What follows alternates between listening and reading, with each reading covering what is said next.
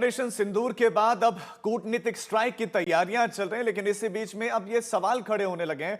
Delegation के नाम का ऐलान हुआ, कौन इनको लीड करेगा, फिर एक रिक्वेस्ट भी की गई कांग्रेस पार्टी से, 4 नाम कांग्रेस पार्टी ने दिए, लेकिन शशि थरूर का नाम वहां नहीं था। लेकिन जो लिस्ट जारी हुई इसमें शशि थरूर लीड कर रहे हैं और की इंपॉर्टेंट जगहों पर लीड कर रहे हैं, लेकिन कुछ सवाल और इन सवालों के जवाब सब तलाश है कि क्या थरूर की सरकार की तारीफ कांग्रेस को चुभ रही है, क्या राष्ट्रीय मिशन पर भी राजनीति होनी चाहिए, ये कुछ इंपॉर्टेंट सवाल है। और क्या कांग्रेस में शशि थरूर को लेकर अंदरूनी खींचतान है? शशि थरूर का बिल्कुल ताजा बयान भी आया है, वो भी आपको सुनाते हैं।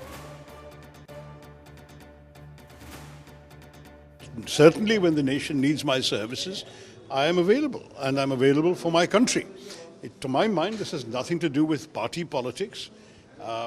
It's all to do with what our country has been through in recent times and the need for us to present a united front. Shashi Tharoor पूरी तरह से तैयार हैं, लेकिन शशि थरूर के नाम को लेकर काफी कुछ इस समय चल रहा है और खास मेहमान भी इस विषय पर हमारे साथ चर्चा करने के लिए जुड़ गए हैं। हमारे साथ बीजेपी से गुरु प्रकाश पासवान जुड़े हैं, कांग्रेस पार्टी से निशांत आनंद हमारे साथ हैं और हमारे साथ राजनीतिक विश्लेषक आशुतोष भी जुड़ गए हैं। कुछ और खास मेहमान भी हमारे साथ है, फॉर्मर डिप्लोमेट हैं अशोक सज्जनहर हैं और हमारे साथ defence expert major general retired K Sinha साहब हैं। लेकिन शुरुआत मैं निशांत आपसे करना चाहता हूं कि जब पाकिस्तान को एक्सपोज करने के लिए शशि थरूर को चुना गया है, तो इस पर किस तरह की आपत्ति और आपत्ति क्यों है कांग्रेस पार्टी को? सभी को नमस्कार। देखिए, आपत्ति नहीं है। किरण रिजिजू जी ने कल फोन किया और Lok Sabha LOP Rahul Gandhi ji, Congress party president Kharge जी से बोला कि हमें 4 नाम दीजिए जिनको हम डेलीगेशन से भेजेंगे कांग्रेस पार्टी से, और हमने वो 4 नाम दिए। उसके बाद शशि थरूर जी का नाम आना और हमसे नाम लेके वो नाम ना लिस्ट में आना, ये थोड़ा सा बीजेपी की आदत है विवाद करवाने की और करने की। देखिए, समझना ये जरूरी है, मोदी जी 73 कंट्रियों में होके आए, लेकिन एक भी कंट्री ने इंडिया पाकिस्तान की वॉर में इंडिया का साथ नहीं दिया। हमने 4 नाम हमसे मांगे गए, हमने वो 4 नाम डेलीगेशन में दिए। हमारी तरफ से हमने कार्य किया।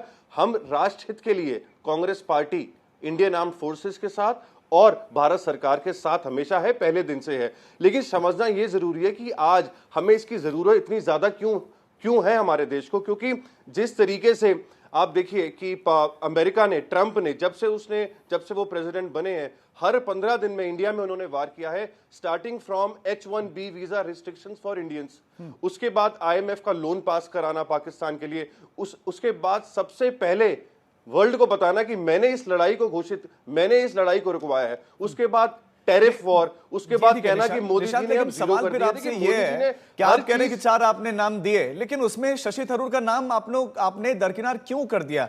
आपने उनके अनुभव को, क्या उनके ज्ञान को दरकिनार नहीं किया जिनके पास इतना लंबा अनुभव है? देखिए, जो नाम दिए गए हैं, क्या वो कॉम्पिटेंट नहीं है शशि थरूर की तरह? वो भी कॉम्पिटेंट हैं, वो सब मेंबर ऑफ पार्लियामेंट हैं या वो रहे हैं। ये तो कांग्रेस पार्टी डिसाइड करेगी कि वो किसको भेजना चाहती है, बिकॉज कांग्रेस पार्टी में बहुत कॉम्पिटेंट लोग हैं। बीजेपी को जरूरत है ऐसे लोगों की, क्योंकि हम सब जानते हैं कि बीजेपी में कितने पढ़े लिखे सांसद हैं। तो हमने अपना काम किया, हमसे जो मांगा गया हमने दिया। लेकिन समझना यह जरूरी है कि आज विदेश, इंटरनेशनल किसी भी कंट्री ने इंडिया का साथ नहीं दिया, मोदी जी का साथ नहीं दिया। मोदी जी ने हर चीज करी ट्रंप को लुभाने के लिए। माय फ्रेंड डोनाल्ड ट्रंप भी किया, हाउडी मोदी भी किया, अब की बार मोदी जी भी किया। लेकिन ट्रंप ने हर हफ्ते बताया कि I am not your friend Modi ji. हर चीज वो कर रहा है जो वो करना चाहता है as a businessman, as a president of America. लेकिन मोदी जी ना उससे कम्युनिकेशन कर पा रहे हैं, ना बार्गेन कर पा रहे हैं, और वो विदेश, अमेरिका हमारा धीरे धीरे गला दबा रहा है। चाहे वो 2 फ्लाइट भेजी हो हाथों में बेड़ियां बांध के, ठीक है, 2 महीने पहले। ठीक है गुरु प्रकाश, अब आपके पास आते हुए कि आप पर आरोप लग रहा है विवाद पैदा करने का।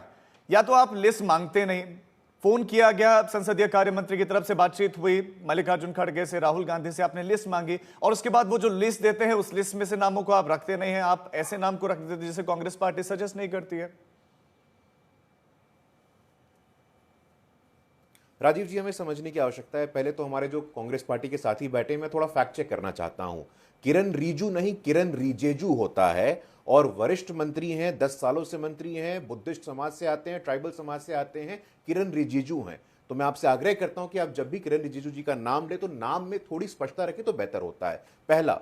दूसरा, आपने कहा कि भाई भारत के साथ कोई मुल्क नहीं खड़ा था। मैं आपसे पूछना चाहता हूं, आपने चलाया राजीव भाई, देश ने देखा है, पूरी दुनिया ने देखा है कि देश के बाद हर देश ने भारत के साथ सॉलिडारिटी के साथ खड़ा होने का मैसेज रिलीज किया है। तीसरा झूठ जो आपने कहा कि भाई प्रेसिडेंट ट्रंप आपके चैनल पर राजीव जी चला है, पूरे देश ने देखा है कि ट्रंप ने यह आधिकारिक रूप से ऑन रिकॉर्ड कहा है कि मध्यस्थता में मेरी भूमिका नहीं थी। तो बार बार एक झूठ को आप बोलेंगे तो वो झूठ सत्य हो जाएगा, वो झूठ तथ्य हो जाएगा। ऐसा नहीं होता है। मैं किसी के बीच में नहीं बोल रहा। राजीव जी, प्यार कैसे खत्म हो गया? निशांत, राजीव आपने जी अपनी का प्यार कैसे आपने खत्म अपनी हो बात गया? रखी, अभी प्लीज आप उन्हें सुने। लेकिन गुरु प्रकाश, आप सवाल का जवाब नहीं दे रहे हैं। आपने लिस्ट मांगी ना, जब लिस्ट मांगी, लिस्ट दी गई, तो वो लिस्ट क्यों नहीं है? शशि थरूर अचानक उस लिस्ट में कहां से आते हैं और क्यों आते हैं? राजीव जी, उन्होंने हस्तक्षेप किया था, मैंने उनके बीच में नहीं बोला था। मैं आशा करता हूं आप मुझे इस बार पूरा करने का मौका देंगे। राजीव जी, मैं आपको इतिहास का एक झलक दिखाना चाहता हूं। 1994 1994 जिनीवा में संयुक्त राष्ट्र मानवाधिकार परिषद, नरसिम्हा राव जी प्रधानमंत्री थे।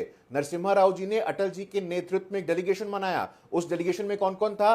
कांग्रेस पार्टी के सलमान खुर्शीद थे, नेशनल कॉन्फ्रेंस के फारूक अब्दुल्ला थे, M.K. राजगोत्रा थे। क्या इस बार हम लोगों ने यह कहा कि नहीं भाई कांग्रेस पार्टी के पास लोग नहीं है? हमें समझने की आवश्यकता है कि कंसेंसस होना चाहिए। अभी एकता और अखंडता का समय, पॉलिटिक्स करने का समय नहीं है, जहां तक आपके सवाल का विषय है। अभी जब डेलीगेशन के सारी डिटेल्स आ जाएंगे, किस डेलीगेशन में कितने मेंबर जा रहे हैं, उसमें यह स्पष्ट हो जाएगा। हमें समझने की जरूरत है, शशि थरूर जी का 3 दशकों से अधिक का अनुभव है। वो यूनाइटेड नेशंस में अंडर सेक्रेटरी जनरल रह चुके हैं, उनको डिप्लोमेटिक वोकैबुलरी आता है, उनको देश का पक्ष रखने आता है। सुरक्षा और संप्रभुता के लिए कौन बेहतर पक्ष रख सकता है? शशि थरूर को आपने क्यों नहीं प्रेषित किया? शशि थरूर का नाम आपने क्यों नहीं दिया? क्या कांग्रेस लीडरशिप एक इनसिक्योरिटी के दौर से गुजर रही है?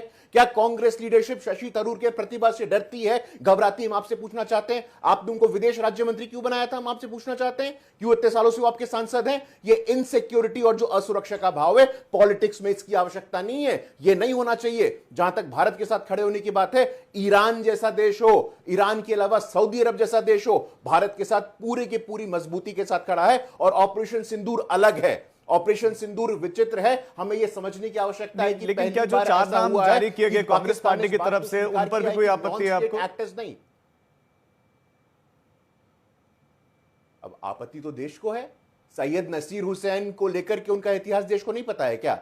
जब वो राज्यसभा में आए थे तो उनको लेकर के क्या क्या कंट्रोवर्सी हुई थी? गौरव गोगोई की पत्नी को लेकर के नवभारत टाइम्स में अधिकृत रिपोर्ट है, उनके और पाकिस्तान के संबंध ये जग जाहिर है। लेकिन जानबूझ करके ऐसे नामों को भेज करके एक राष्ट्रीय सुरक्षा, सम्मान, स्वाभिमान और संप्रभुता के मुद्दे का राजनीतिकरण क्यों करना आपको? जब आपके पास इतना अच्छा बेंच स्ट्रेंथ है, जब आपके पास विदेश राज्य मंत्री हैं जो डिप्लोमेटिक वोकैबुलरी को समझते हैं, आप उनको क्यों नहीं भेजते हैं? देखिए राजीव, मैं अपनी बात को समाप्त करता हूं। यह शुद्ध रूप से कांग्रेस पार्टी की असुरक्षा, कांग्रेस पार्टी के इनसिक्योरिटी को दिखाता है कि वो डरते हैं प्रतिभा से। मैं निशांत से इसका जवाब लूंगा, लेकिन उससे पहले आशुतोष, आपके पास आते हुए, ऐसी आत्मविश्वास नहीं है। एक की लिस्ट में शशि थरूर, एक की लिस्ट में शशि थरूर नहीं है, इसे आप क्या समझ पा रहे हैं? क्या इस पर विवाद खड़ा करने की आवश्यकता है इस समय देश को?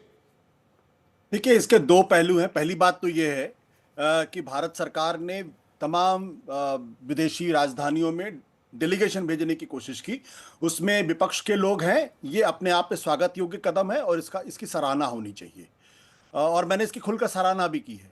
अब इसका जो दूसरा पहलू है, देखिए, पहली बात तो अगर सरकार को ही ये चूज करना था कि कौन उस डेलीगेशन में जाएगा विपक्ष की तरीके से, तो ये सरकार का प्रेरोगेटिव, तो सरकार उसके लिए पूरी तरीके से अनधिकृत थी।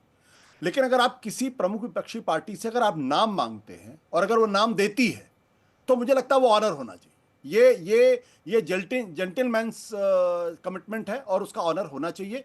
उसमें किसी तरीके की दखलंदाजी फिर नहीं करनी चाहिए। या तो आप नाम नहीं मांगते, अगर आपने नाम मांगा तो ऑनर होना चाहिए। तीसरी बात, अभी जैसे कहा गया कि मैं शशि थरूर को व्यक्तिगत तौर पर बहुत पसंद करता हूं। मेरे वो बहुत ही अच्छे दोस्त भी हैं और बहुत अच्छी तरीके से मैं उनका जो राजनयिक अनुभव है उसको मैं सराहना करता हूं। लेकिन इस लिस्ट में एक नाम आनंद शर्मा का भी था। Anand Sharma eminently qualifies in the delegation, क्योंकि आनंद शर्मा देश के विदेश मंत्री रह चुके हैं, minister of state in the ministry of external affairs 2006 से लेकर 2009 तक वो विदेश मंत्री रह चुके हैं। और शायद इस पीढ़ी को पता नहीं होगा, लेकिन आपके सज्जनहार जी इसको अच्छी तरीके से बता सकते हैं। दक्षिण अफ्रीका को लेकर आनंद शर्मा ने एक लंबी लड़ाई लड़ी है भारत में रहते हुए, और उनकी बहुत जबरदस्त गुडविल है अफ्रीकन कंट्रीज में, साउथ अफ्रीका के अंदर। तो ये जो तर्क दिया जा रहा है कि नहीं शशि थरूर तो बड़े क्वालिफाइड है, मुझे लगता है कि उतने ही क्वालिफाइड बल्कि उनसे ज्यादा क्वालिफाइड आनंद शर्मा है, क्योंकि उनका विदेश मंत्रालय का अनुभव भी है और साउथ अफ्रीका जैसे देशों में एक फंड के तौर पर क्रिएट करने का उन्होंने काम एक यंग लीडर के तौर पर किया था। तीसरी बात इसमें है वो ये कि अगर आप इस लिस्ट में देख लीजिए कि जो कांग्रेस के बाद जो दो सबसे बड़े विपक्षी दल हैं, चाहे वो आप समाजवादी पार्टी को ले लीजिए या फिर तृणमूल कांग्रेस को ले लीजिए, उनका कोई नाम इसमें नहीं है। और अब टेक्निकली अगर आप, वैसे तो शशि थरूर टेक्निकली कांग्रेस पार्टी से हैं, लेकिन कांग्रेस पार्टी जो नाम दे रही है अगर उसका ऑनर नहीं करते तो मैं तो ये मान के चलूंगा कि इस डेलीगेशन में कांग्रेस का भी कोई आदमी नहीं है। तो मुझे लगता है कि सरकार ने अच्छा काम किया, उसमें अगर ये विवाद नहीं होता और अगर आनंद शर्मा को रख लेती इस लिस्ट में तो कहीं कोई कमजोरी नहीं थी। अगर सरकार शशि थरूर को भी चाहती थी, शशि थरूर को भी रख लेती, उससे बेहतर ही होगा। इस लिस्ट में ऐसे 2-3 नाम है जिनका विदेश नीति से कोई लेना ही देना नहीं है, मैं नाम नहीं लेना चाहता, उनका विदेश नीति का कोई अनुभव नहीं है और वो उस डेलीगेशन को लीड करेंगे। मुझे नहीं मालूम उन्होंने कभी विदेश नीति के बारे में आपने एक की तो तारीफ कर दी और जिन तीनों की आप बात कर रहे हैं उनकी आपने तारीफ नहीं की तो जनता भी समझ रही है। आपके पास लौट अशोक जी, कूटनीतिक स्ट्राइक की हमें जरूरत क्यों पड़ रही है? हमारे तो बहुत अच्छे संबंध है अलग अलग देशों से, वो ये भी जान रहे हैं, अभी हमारे साथ गुरु प्रकाश भी कह रहे हैं कि अलग अलग देश भारत के साथ खड़े हैं, तो फिर हमें इन देशों को बताने की आवश्यकता क्यों पड़ रही है कि पाकिस्तान आतंकवाद का गढ़ है? वो तो सबको मालूम है। जी, बहुत धन्यवाद मुझे आमंत्रित करने के लिए। नहीं, आप ठीक कह रहे हैं। देखिए, मैं समझता हूं जो विश्व के बहुत से देश हैं, जो भी महत्वपूर्ण देश हैं, उन सब ने भारत का साथ दिया है, उन सब ने कहा है जो ये आतंकी हमला हुआ है इसकी घोर निंदा करनी चाहिए, घोर निंदा करते हैं। जो भी ये विक्टिम्स थे, जिनके परिवार के ऊपर ये सदमा आया है, उनको न्याय मिलना चाहिए और जिन्होंने ये किया है उनको पूरी तरीके से, जो भी परपेट्रेटर्स हैं, जो भी उसके पीछे खड़े हैं, उनको इसकी भरपूर सजा मिलनी चाहिए। ये बिल्कुल सभी देशों ने भारत के साथ खड़े होकर ये कहा है। परंतु देखिए, पाकिस्तान जो है वो एक नैरेटिव, फेक नैरेटिव चलाता है। इस पूरे युद्ध में, जो 4 दिन का युद्ध हुआ है, उसने बहुत ही misinformation campaign, disinformation campaign उसने चलाया है और बहुत सारी, ये देखिए, इंटरनेशनल मीडिया चैनल्स हैं, थिंक टैंक्स हैं, न्यूज़पेपर्स हैं, जिसमें कि ये सब ऐसी रिपोर्ट्स आई हैं और ये नॉर्मली जो प्लांट किए हैं पाकिस्तान ने अपने जर्नलिस्ट उन काफी न्यूज़पेपर्स में, रॉयटर्स में है, ब्लूमबर्ग में है, आप देख लीजिएगा, और ऐसी खबरें उसमें बताना जो भारत के 3 एयरक्राफ्ट राफेल मारे गए, भारत के Su-30 मारे गए, 5 एयरक्राफ्ट चले गए, यहाँ तो एक से बढ़कर एक झूठ बोला है। जी बिल्कुल, जी झूठ बोला है। तो ये झूठ को, सभी झूठ का भांडा फोड़ने के लिए और जो असली सच्चाई है पूरी, देखिए, दुनिया को भी उनके पास इतना पेशेंस नहीं है जो वो इतना डिटेल में जाए। हमको ये बताना है जो ये युद्ध भारत और पाकिस्तान के बीच में कश्मीर के मुद्दे पर नहीं है, ये युद्ध है आतंकवाद के विरुद्ध, और आतंकवाद के विरुद्ध जो भारत लड़ रहा है वो पूरे विश्व के लिए लड़ रहा है, क्योंकि आतंकवाद केवल भारत को ग्रसित नहीं कर रहा, पूरे विश्व को निसंदेह वो ग्रसित कर रहा है। के सिन्हा जी, आपके पास आते हुए कि कूटनीतिक स्ट्राइक की जो अभी आवश्यकता पड़ी है या जो डेलीगेशन हमारे जा रहे हैं, इससे आप क्या समझ रहे हैं कि ये कितना इंपॉर्टेंट है भारत के लिए? इसका क्या असर होगा, भारत को प्राप्त क्या होगा इससे? जय हिंद राजीव जी। देखिए, आज के 21st सेंचुरी में जब आप कोई भी कॉन्फ्लिक्ट को एड्रेस करते हैं, और ये तो आतंकवाद के ऊपर में एक बहुत बड़ा सर्जिकल ऑपरेशंस हैं, जिसका एक रिट्रीब्यूशन आपने देखा जो फर्स्ट काइनेटिक फेज था, उसके पहले हमारा वाटर की जो मैं तो उसको वाटर वॉर कहता हूँ, वो तो अभी कंटिन्यूएशन है।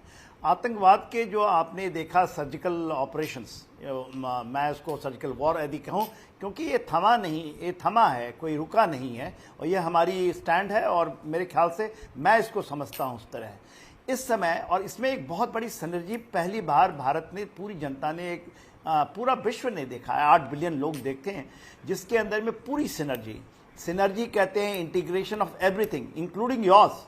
You are a warrior, media warrior. जिस तरह से मीडिया ने भी इसके अंदर में, ऐसा नहीं कि केवल जो आपने देखा कि हमारे रक्षापंथी के ऊपर खड़ी और उनका एक भी कुछ अंदर नहीं आ सका, उसमें सबका है और उसमें कोई राजनीति की है कि मैं इस पक्ष में हूं उस पक्ष में हूं। और फिर जो डिस्पेंसेशन है आज उसने ये है, क्योंकि ये जो सोचा है कि हम सब जगह जाएं, क्योंकि Kashmir is a big issue, terrorism is a big issue, PoK is a big issue. हमारी लड़ाई, अभी तो हम दो कह रहे हैं ना कि इट इज अ टेररिज्म, कोई बात होगी, या हमारा पीओके, ये हमारी स्टैंड है। और कल आज तक का, मेरे ख्याल से कल तक का है समय, उसके बाद तो वह फिर ओपन है। तो जो थमी हुई समय में, और ये हर एक कंट्री आजकल करती है। और यदि आप कह रहे हैं कि हम जाकर के हम अपने लोगों को पीछे लाना चाहते हैं, ये नहीं है। भारत कभी भी किसी की ये नहीं चाहता, मिलिट्रली जब हम बात करते हैं, बट हम सबका सहयोग चाहते हैं कि लड़ाई इतनी बड़ी है, आतंकवाद का सफाया यदि करना है, जरूरी है। और अब वो समय आ गया है कि अब हमें इंटरनेशनली एक्सपोज करने की आवश्यकता है।